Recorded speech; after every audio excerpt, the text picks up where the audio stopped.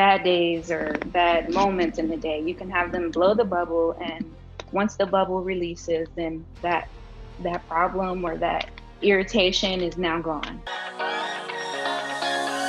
Hey guys, thanks for tuning into this episode of Mom Talks with Krista. Today is part 2 of my interview with Malika Humphrey. Last week she talked all about family, how to balance having 2 kids, and also making time for your marriage. This week is all about mindfulness with toddlers, and she's going to share some awesome mindfulness tips that you can instill in your children's lives today. So without further ado, let's just dive right into this episode. So another thing I thought was so cool is you talk about mindfulness with toddlers. And this is something that, I've kind of heard a lot more about with like adults, like being mindful and changing your mindset. So how is this something that you instill in your toddlers at such a young age? I'm so curious about it. Okay, so mindfulness is basically becoming more aware of yourself and in a non-judgmental way. So it's basically just once you become mindful, an evolution occurs. You become a different person. And there's many benefits of mindfulness. Mindfulness calms the mind. It gives you clarity.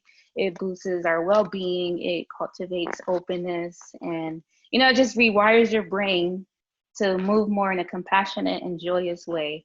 And just being present in everything that you do. So how do I incorporate that with my kids? I started a Instagram page strictly for creating a culture of mindfulness with them. So I did this 30-day challenge where, within that 30 days, we'll do like yoga poses or meditation or nature walks or just anything that can open them up to mindfulness and get them.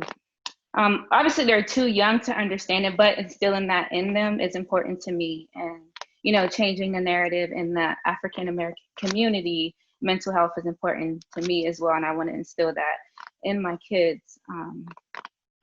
So it's really a lot of benefits on mental health. So just doing the yoga poses with them, walking them through it and fixing them. You can check out more at Malika's Kings. Where I do a voiceover. I record our little session and do a voiceover on it. Even like, as you were saying, like, they're too young to fully understand it, but like starting young and then as they grow up, they keep doing it. I think that's so powerful. So what would you say is like the overall like benefit of being mindful? And is it something that then you and your husband kind of instill so they can emulate it, or how do you kind of continue that process? Yes, I think the most important thing is just modeling the way that you want your kids to be. When they grow up, they're gonna bloom and become their own person, but just modeling the way you want them to behave, like, the golden rule, treat people the way you want to be treated. If they see me meditating or doing yoga, they're curious, so they enjoy doing it with me sometimes and they're not distracted or anything. But when it comes to kids, I think the key is finding everyday activities that kids enjoy that you can incorporate mindfulness into.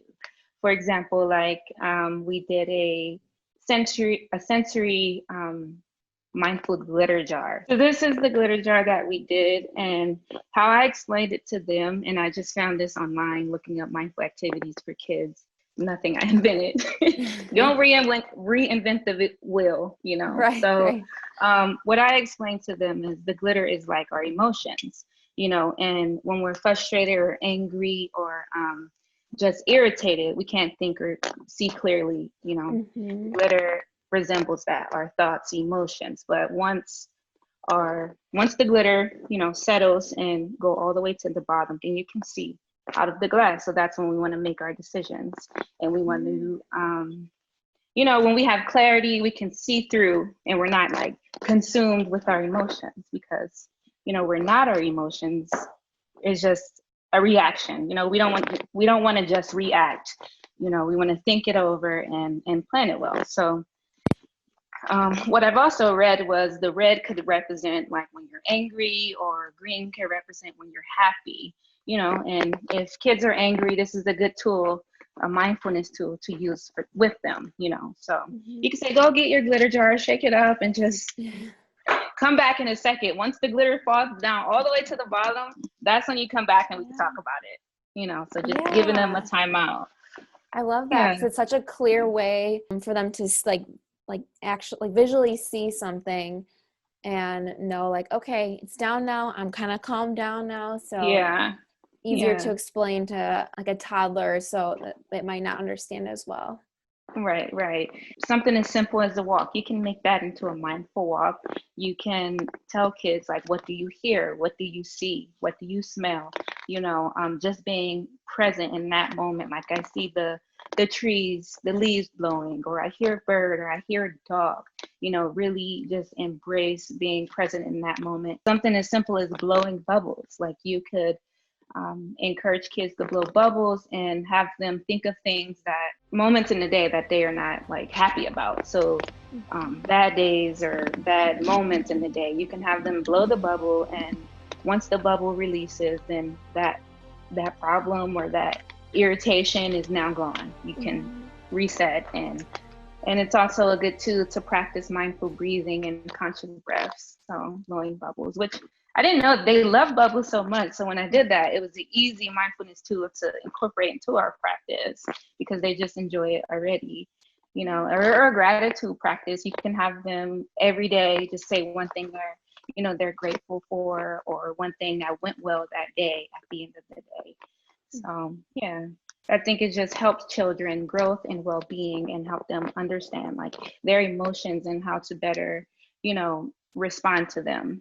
And so I always like to end these interviews with kind of fun thinking questions, I call them. And it's kind of a way to see different like perspectives and ideas. So if you could have a billboard made today where you would share one tip with moms everywhere, what would you have it say? I think I would have it say, start where you are with what you have. If you want to pursue any entrepreneurship endeavor, or you want a new job in corporate America, or you want to start exercising, start where you are. Use what you have. You don't have to reinvent the wheel, or you don't have to go out and purchase a bunch of things. Just start where you are, and don't let fear hold you back. You got to push through fear. Do it afraid, do it with anxiety. Just start and begin with what you have. What is a quote that you live by or think of often? I am doing my best. Simple as that. I am doing my best with so much that I do, like my 9-to-5 job, and then, being a mom and a wife, and then having my, trying to build my own brands, on the side. Just I have to remind myself that it's okay if I don't meet deadlines, that I have for myself. I'm gonna, embrace things as they come. And if they don't work out the first time, then we'll think of a new way. But I just have to remind myself that I'm doing my best. And last, where can everyone find you on social? I know you have a couple different channels, so let them know where they can follow you. Okay, so I'm on Instagram at L_free. That's PHREE, and that's short for Lamir Humphrey. Also Malika's Kings, where I creating a culture of mindfulness there with our family. And then I'm also a photographer as well, so I'm at Humphrey House Studios. And then lastly, my YouTube is Humphrey House. All right. So, yeah. Awesome. Well, thank you so much for taking the time to interview with me today. It was such an awesome topic because we get questions all the time about toddlers and different activity ideas. So that was awesome. Thank you very much. Thank you for inviting me to do this. I appreciate it. All right, how cool were those mindfulness tricks from Malika?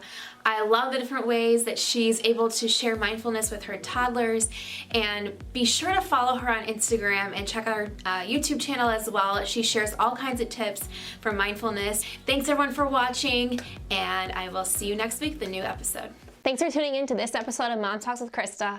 If you're not yet subscribed, go ahead and click on the subscribe button. It should be down here somewhere.